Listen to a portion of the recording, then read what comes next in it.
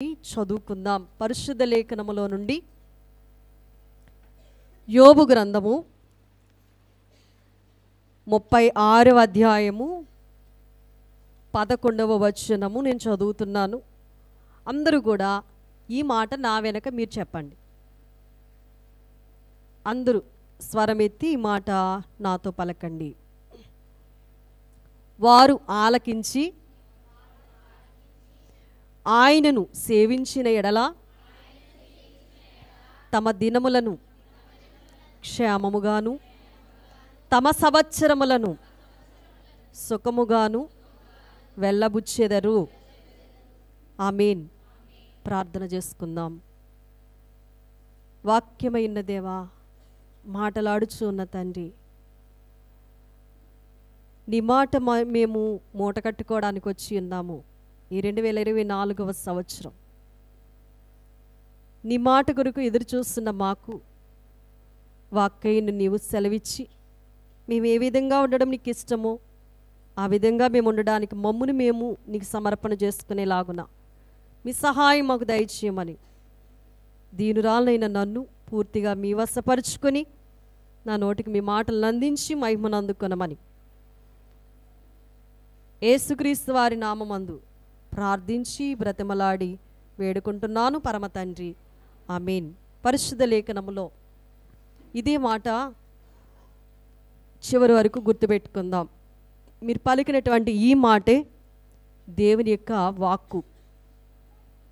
ఏమిటి ఆయన మనతో మాట్లాడాలి అని అనుకుంటున్నాడు ఈ రోజున అంటే, ప్రియులరా, వారు ఆలకించి, వారు అంటే ఎవరు చెప్పండి అమ్మ. వారు అంటే మనమందరం. ఎవరమ్మా? నేను అని అనుకోండి. ఈ మాట వింటున్న వారందరూ కూడా మనము. వారు ఆలకించి నన్ను సేవించిన ఎడల. ఎవరిని సేవించాలట? ఆయన అంటే ఎవరు? దేవుడు. ఆయన్ని మనం ఏం చేయాలంట? సేవించడం అంటే అర్థం చెప్తారా? సేవించడం చెప్పండి. సేవించడం అంటే నోట్లో అనుకోకండి. మీరు ఏం తెలుసో అది చెప్పండి అమ్మా. సేవించడం చాలా. సేవించడం అంటే చెప్పండి, లోపలికి తీసుకోవడం. అది ఆహారమైనా పానీయమైనా ఏం చేస్తాం? సేవించడం. భుజించడమైనా పానీయాన్ని తీసుకోవడమైనా దాన్ని ఏమంటారు? సేవించడం. అంటే ప్రభుని ఇప్పుడు మనం ఏం చేయాలి? లోపలికి తీసుకోవాలి. ప్రభుని ఎక్కడికి తీసుకోవాలమ్మా? లోపలికి తెచ్చుకోవాలి.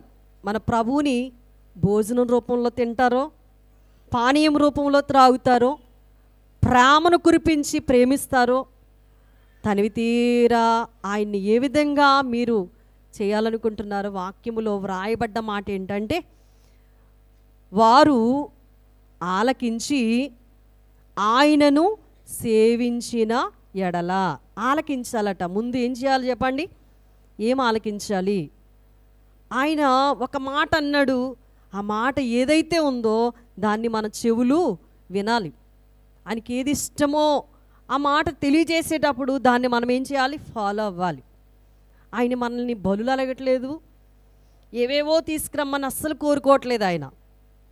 ఆయన్ని సేవించమని మాత్రమే ఆయన ఏం చెప్తున్నాడు? మనతో మాట్లాడుతున్నారు. సేవించు నన్ను. అప్పుడు నీకు ఏం కలుగుతుందంటే చాలా గొప్ప ప్రయోజనం, చాలా గొప్ప బహుమానం, మంచి ఉపకారం. అదేంటి అంటే ఎవ్వరూ ఇవ్వలేంది. ఏమ్మా, ఈ లోకములో దొరకట్లేదు ఎక్కడ కూడా. కారణం ఏంటంటే మనిషి తన ఇష్టానుసారంగా బ్రతుకుతున్నాడు కనుక ఈ బహుమానం తక్కువైపోయింది, కరువైపోయింది. ఆయన్ని మనం సేవిస్తే దొరికే ప్రయోజనం ఏంటో తెలుసా?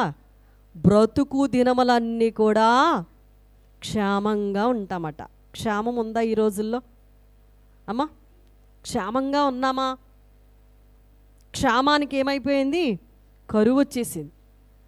పైకి మాత్రమే ఏదో నిగనిగలాడుతా మేడుపళ్ళులా కనబడుతున్నారు కానీ ఎవరికి కూడా ఏమి లేదు, క్షేమము లేదు. కానీ ప్రభువునట సేవించినట్లయితే బ్రతుకు దినములన్నీ కూడా ఎలా ఉంటామట? క్షేమంగా ఉంటామట. దైవజనులు దేవదసయ్య గారు అన్నారు, ఎన్నాటికైనా ఎండా ఈకాయే నాటికైనా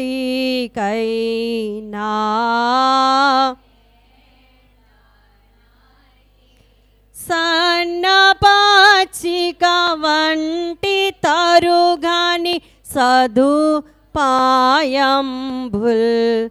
నాకెన్నో చేయోనో గనుక నాకేమీ కొదువా నాదు. ఎన్నటికీ కూడా ఎండనటువంటి సన్న పచ్చిక తరుగనటువంటి సదుపాయములు దేవుడు మనకెన్నో చేస్తున్నారు. ఎన్నటికీ ఎండనటువంటి, ఎండిపోవిక, ఇంకిపోవిక, వాడిపోవిక, ఎవరు కూడా అపహరింపరిక అలాంటి సన్న పచ్చిక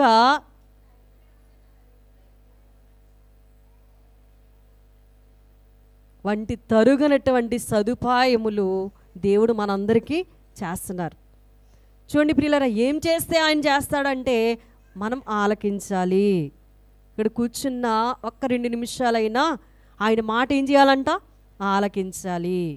ఆలకిస్తే చాలట మన దినాలన్నీ కూడా, దినములు చాలా గొప్పవి, కానీ సమయమును చాలామంది ఏం చేసుకుంటున్నారంటే వృధా చేసుకుంటున్నారు. దినము వల్ల ప్రయోజనం లేకుండా పోతుంది. దినము చాలా గొప్పది, ఎందుకంటే ఒక దినము దేవుని దృష్టిలో 1000 దినాలతో పోల్చాడు ఆయన. ఈ దినాన్ని క్షేమంగా ఉండాలంటే మనం ఎవరి మాట వినాలి? ప్రభు మాట వినాలి. ప్రభు మాట విన్నవాడు క్షేమం. మీకు ఒక విషయాన్ని గుర్తు చేస్తాను. ప్రవక్త గారి కాలములో గనురాలైనటువంటి ఒక స్త్రీని ప్రవక్త గారు దర్శించినప్పుడు, గనురాలికి అన్నీ ఉన్నాయి కానీ సంతాన ప్రాప్తి లేదు. ప్రవక్త వెళ్ళి ప్రార్థన చేయగా సంతానం కలిగిన కొన్నేండ్లకే ఆ బిడ్డ చనిపోయాడు. చనిపోయిన అనంతరం ఆ బిడ్డని ప్రవక్త యొక్క గదిలో పెట్టి ఆమె ఎక్కడికి వెళ్ళిందండి? ప్రవక్త దగ్గరికి వెళ్ళింది. ఎందుకు కారణాన వెళ్ళింది? నిలదీయడానికి వెళ్ళి ఉంటుందా? వాక్యాన్ని బాగా అర్థం చేసుకుందాం. ఆమె చచ్చిపోయిన బిడ్డను కాస్త ఆ మేడ గది పైన తన ప్రవక్త ఎక్కడైతే పడుకున్నాడో అదే మంచం మీద బిడ్డను పడుకొండబెట్టి, ఎవ్వరికి చెప్పలేదండి. చచ్చిపోతే గప్చిప్పమని ఎవ్వడు ఉండడు. ఎంత గొప్పవాడైనా, ఎంత భక్తిపరుడైనా, ఎవరైనా కూడా సైలెంట్గా ఎవ్వరు కూడా ఉండరు. తన భర్త అడిగితే అంటుంది, నేను శీఘ్రమే వెళ్ళాలి. ఎక్కడికి? ప్రవక్త దగ్గరికి, దైవజనుడి దగ్గరికి. నీ శీఘ్రమే వెళ్ళాలంటే తన భర్త కూడా ఆటంకపరచలేదు. ఎంత భక్తో చూడండి ప్రియులారా. క్షేమం అంటే ఇందులో మనకు కనబడుతుంది. ఆ భర్త కూడా అడ్డు పెట్టకుండా రథం తోలేవాడితో ఒక మాట అంది, నీవు శీఘ్రమే తోలు, చాలా ఫాస్ట్గా వెళ్ళాలి, నేను ఎప్పుడు ఎక్కడ ఆగమంటే అక్కడే నీవు ఆగాలి, అప్పటి వరకు కూడా ఆగొద్దు అనగానే ఆ రథం తోలేవాడు కూడా చక్కగా తోలాడు. అక్కడికి ప్రవక్త దగ్గరికి రాబోతూ ఉండగా ప్రవక్తట తన శిష్యుడైనటువంటి గెహజీని పంపించి ఒక వర్తమానాన్ని సేకరించడానికి తన శిష్యుడిని పంపించాడు. ఏంటి ఆ వర్తమానం అంటే, ఇదిగో ఆ గనురాలు వస్తుంది, ఆ అమ్మాయి క్షేమంగా ఉందో లేదో క్షేమ సమాచారాన్ని నాకు తెలియచే అని పంపించాడండి. ఎవరినండి? తన దగ్గర ఉన్నటువంటి శిష్యుడైనటువంటి వాడు, లేకపోతే పనివాడు గెహజీని ఏమన్నాడంటే, ఆ అమ్మాయి వస్తుంది, ఈ ప్రవక్తకి తన విషయము సమస్తం తెలుసు, కానీ ప్రవక్త ఏమన్నారంటే ఆ అమ్మాయి ఎలా ఉందో, తన భర్త ఎలా ఉన్నాడో, తన బిడ్డ క్షేమంగా ఉన్నాడో లేదో ఆ సమాచారాన్ని నా దగ్గరికి తీసుకునిరా అని అన్నప్పుడు ఈ వ్యక్తి అక్కడికి వెళ్ళి ఆ అమ్మాయికి అడ్డుపడి అంటాడు, అమ్మా మీరు బాగా ఉన్నారా? ఎవరైనా ఇంటికి చుట్టం వస్తే బాగున్నారా అని పలకరించేవారు. ఇప్పుడు ఎవరైనా మాట సంబోధిస్తున్నారా? ఆ మాట కొదువైపోయింది. ఇంటికి రాగానే నీళ్ళు ఇచ్చేవాళ్ళం, అది కొదువైపోయింది. ఆ అమ్మాయితో ఆ శిష్యుడు మాట్లాడిన మాట ఏంటంటే, అమ్మా బాగున్నావా అంటే ఆమె అంది, అయ్యా బాగున్నాను. మీ ఆయన గారు బాగున్నారా? మా ఆయన గారు కూడా ఓ బాగున్నారు. నీ బిడ్డ బాగున్నాడా? నా బిడ్డకే బాగున్నాడు. కానీ అక్కడ సమాధానం చెప్పి ప్రియులరా, ఆ తల్లి ఎంత భక్తితో గబగబా అడుగు వేసి ఆ విషయం ఇంకెవ్వరికి చెప్పలేదు. శిష్యుడికి చెప్పాలనిపించలేదు. శిష్యుడికి చెప్తే ఆటోమేటిక్గా ముందుగానే ఏమికంటే పరిగెత్తి చెప్తాడు. కానీ ఆ వర్తమానం తన ద్వారా తెలుసుకోవడం, తెలియచేయడం ఆమెకి ఇష్టం లేదు. ఆమె పరుగున వెళ్ళి దైవజనుడి కాళ్ళ మీద పడి ఆ విషయాన్ని తెలియపరిచింది. అయ్యా బిడ్డనిమ్మని నేను అడిగానా? కానీ నా కొరకు నువ్వు ప్రార్థన చేస్తావు. ఆ బిడ్డ ఇప్పుడేమయ్యాడంటే చనిపోయాడు. కానీ నువ్వు చేయగలవు కాబట్టే నీ మంచం మీద నేను పరుండబెట్టి నేను ఇక్కడికి వచ్చాను అనగానే దైవజనుడు కూడా వెంటనే అన్నాడు తన శిష్యుని పిలిచి, ఇదిగో నువ్వు వెళ్ళు, నేను నా దగ్గర ఉన్న దండాన్ని తీసి నీకు ఇస్తున్నాను, ఈ దండాన్ని తీసుకెళ్ళి ఆ బిడ్డ మీద పెట్టు అని అన్నాడు. వెంటనే ఆమెను మరి ఆయన ప్రియులరా మరి ఎంతగా ఆమె కొరకు ప్రార్థించాడో ఆ విషయాన్ని అక్కడ చాలా స్పష్టంగా కనబడుతుంది. ఆమె కొరకు ఆమె వెంట దైవజనుడు వెళ్ళి దండం వెళ్ళింది. కానీ వెనక్కనే దైవజనుడు వెళ్ళట తన గదిలోనికి వెళ్ళి చూస్తే తన మంచం మీద ఎవరున్నారండి? కుమారుడు ఉన్నాడు. లోపలికి వెళ్ళాడు, గడియ పెట్టారు దైవజనులు.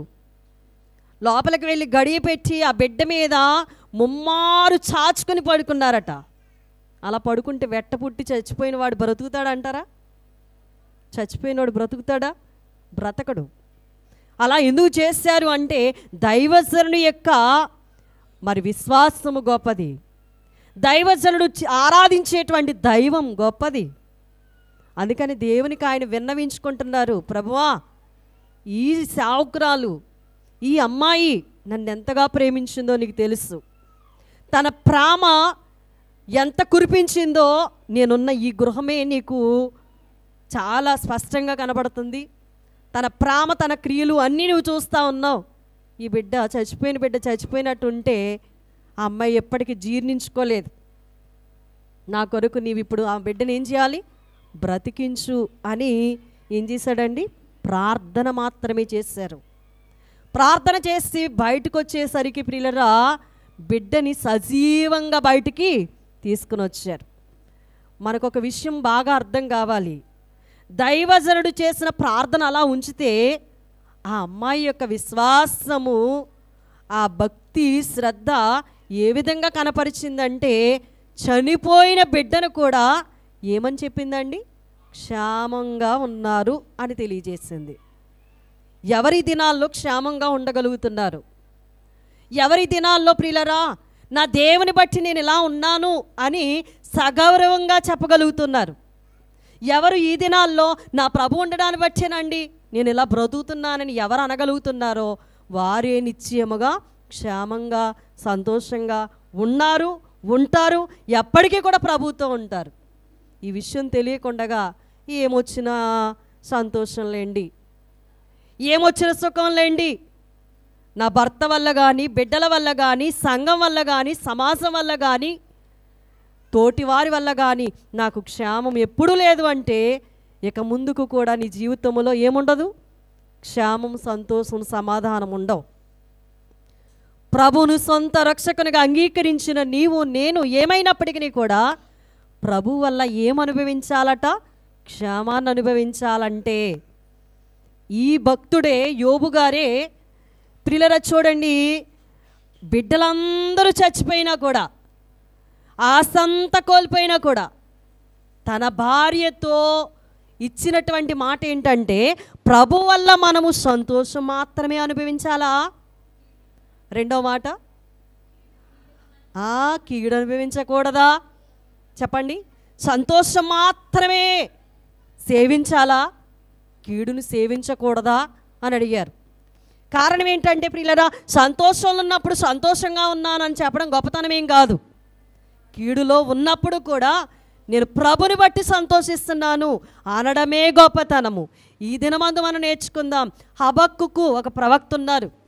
3వ అధ్యాయం 16వ వచనం 17వ వచనములో ఆ భక్తుడు అంటాడు, సాలలో పశువులు లేకపోయినా, దొడ్డులో గొర్రెలు లేకపోయినా, ఫలవంతమైన పంట చేతికి రాకపోయినా, సేని ఫలింపకపోయినా, ఏ పండు నాకు కనబడకపోయినా, నాకు సుఖమున్నా అది లేకపోయినా, నేను సంతోషంగా ఉన్నా లేకపోయినా, నేను మాత్రం ప్రభువునందు ఆనందించేదను. ఎలా ఉందండి? ఏమున్నా ఏమి లేకపోయినా. నేను వచ్చేటప్పటికి మీరు చక్కని పాట పాడుతున్నారు. ఎవరు కావాలి? నాకెవరు కావాలి?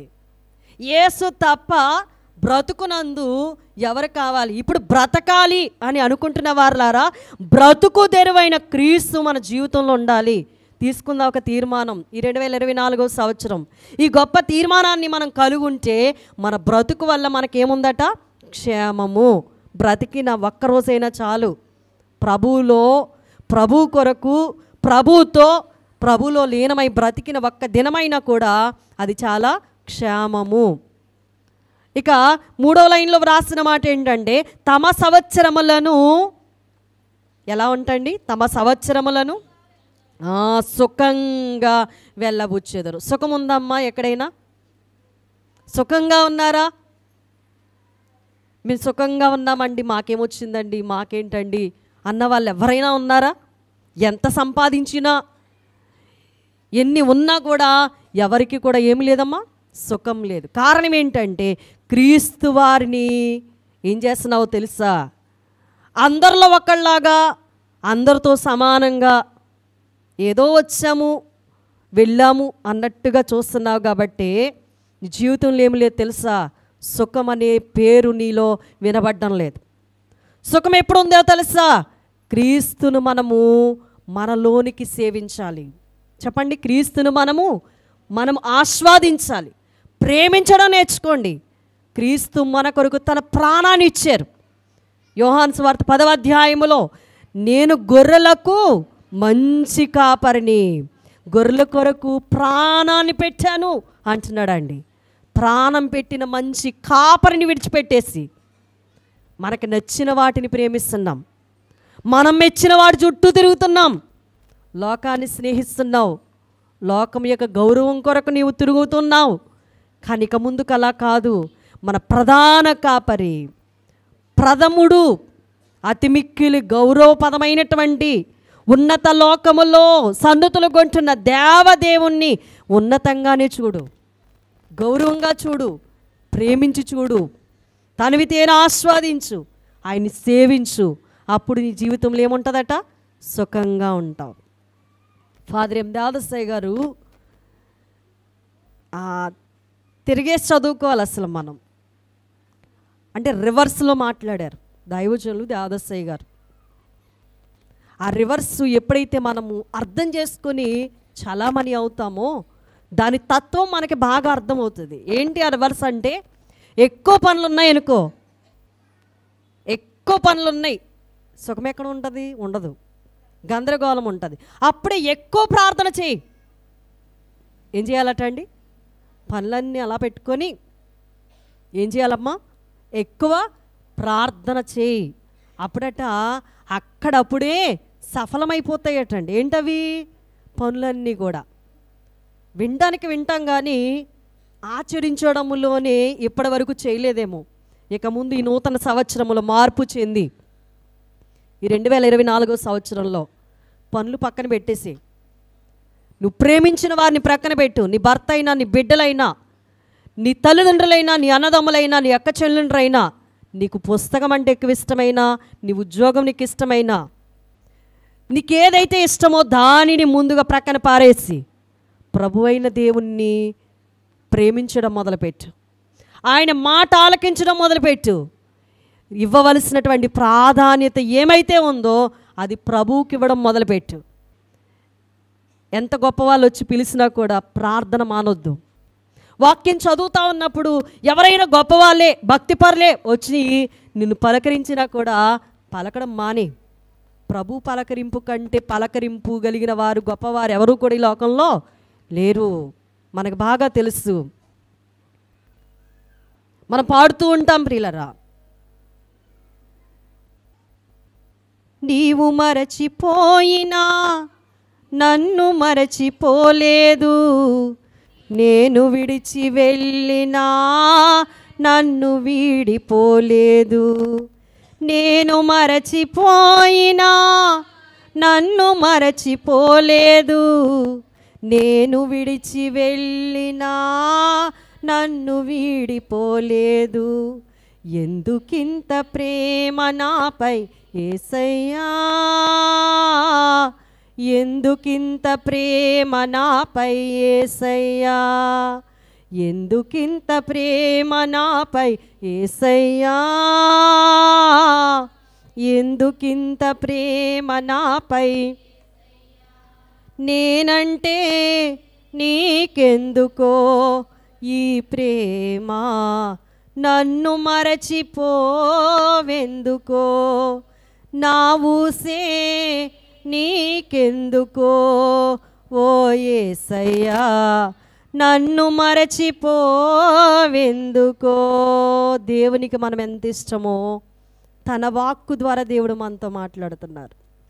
ఒక విషయాన్ని ఆలకిద్దాం ప్రియులరా, దేవుడు కోరేదల్లా నా మాట విన్నమ్మా అంటున్నారు. మాటింటే చాలు, మాటింటే చాలు. మీకు మరి ఒక వ్యక్తి బాగా గుర్తు రావాలి. నయమాను ఒళ్ళంతా కుష్ఠరోగమే. ఒళ్ళంతా చూసుకుంటే ఎన్ని జయాలు వచ్చినా కూడా చూడండి, తన బ్రతుకు దినాలన్నీ కూడా ఎంత జయంతో నింపబడ్డా కూడా ఒళ్ళు చూసుకునేసరికి నీరసం. ఎంత కృంగిపోయేవాడంటే ఆ బాధ చూడలేక రోజు ఏడ్చేదంట భార్య. కానీ అక్కడున్నటువంటి చిన్న అమ్మాయి ద్వారా వర్తమానం అందుకొని రథం మీద ఏమేసుకెళ్ళాడు చెప్పండి? వెండట్టుకెళ్ళాడు, బంగారం పట్టుకెళ్ళాడు, దుస్తులు కూడా విలువైనవన్నీ పట్టుకుని వెళ్ళాడు. ఆ దేశంలోనికి షోమ్రోను ప్రాంతంలోనికి అడుగు పెట్టాడు అంతే. ఆ ప్రాంతంలోనికి వెళ్ళిన తర్వాత దైవజనుడు రావాలా, దైవజనుడు నా మీద చెయ్యాలి, నేను బాగుపడాలి అనుకుంటున్నాడు మనసులో. దైవజనుడు అలా కార్యం చేస్తే చాలు, తీసుకొచ్చినవన్నీ ఆయనకి ఇచ్చేయాలి అనుకుని బహుమానాలన్నీ విలువైనవన్నీ పట్టుకుని వచ్చేసాడు. కానీ లోపలున్న దైవజనుడు, దేవునితో సహవాసం చేస్తున్న దైవజనుడు అంటాడు, నేను రానంటే రాను, నా మాటగా దేవుని మాట నేను అందుకున్నాను, ఆ మాట నీకు చెప్తున్నాను, నీ వెళ్ళి వాడికి తెలియచే. ఏంటా మాట? నీ వెళ్ళి యొర్దాను నదిలో 7 పర్యాయములు మునుగంతే చాలు, నీ ఒళ్ళు బాగైపోద్ది అని అన్నాడు. ఎవరండి? దేవుడేమో దైవజనుడికి చెప్పాడు, దైవజనుడేమో శిష్యుడికి చెప్పాడు, శిష్యుడు వచ్చేమో ఈ నయమానికి చెప్పాడు. నయమానికి ఏమొచ్చేసిందంట? ఎంత ఉగ్రశం వచ్చేసిందో, ఎంత కోపం వచ్చిందో, రౌద్రుడైపోయాడు. మా దేశంలో లేవా పర్పారు, అభయాన పెద్ద పెద్ద నదులు? మా దేశంలో నా నదుల్లో స్నానమాడితే రాని స్వస్థత ఈ చిన్న నదిలో. చూడ్డానికి చిన్నగా ఉంది, యొర్దాను చూడ్డానికి చాలా చిన్నగా ఉంది. ఈ చిన్న నదిలోనా నేను మునిగేది? నాకు అవసరం లేదు. నేను ఎవరినో తెలుసా అసలు? గర్వించాడు, గర్వముతో వెళ్ళిపోతా ఉన్నాడు. అక్కడ మరల వాక్కు పనివాడు అంటున్నాడు, అయ్యా వెండి అడిగాడా, బంగారం అడిగాడా, నీ పట్టుకొచ్చిన దుస్తులు అడిగాడా, నిన్నేమైనా ఇమ్మన్నాడా? మాటే కదా చేయమన్నాడు, చేస్తే పోయేదిగా, ఒకసారి చేసి చూడు. దైవజనులు అన్నారు, చేసి చూడరాదా దైవ ప్రార్థనా, చేసి తరచరాదా, చేసి చూడరాదా? చేస్తే నీ సొమ్మేం పోయిందయ్యా, నిన్ను సొమ్ము అడగలేదు కదా, ఒక్కసారి చేసి చూడు ఏమవుతుందో చూద్దామన్నాడు. మనసు మార్చుకుని వెంటనే వెళ్ళాడు.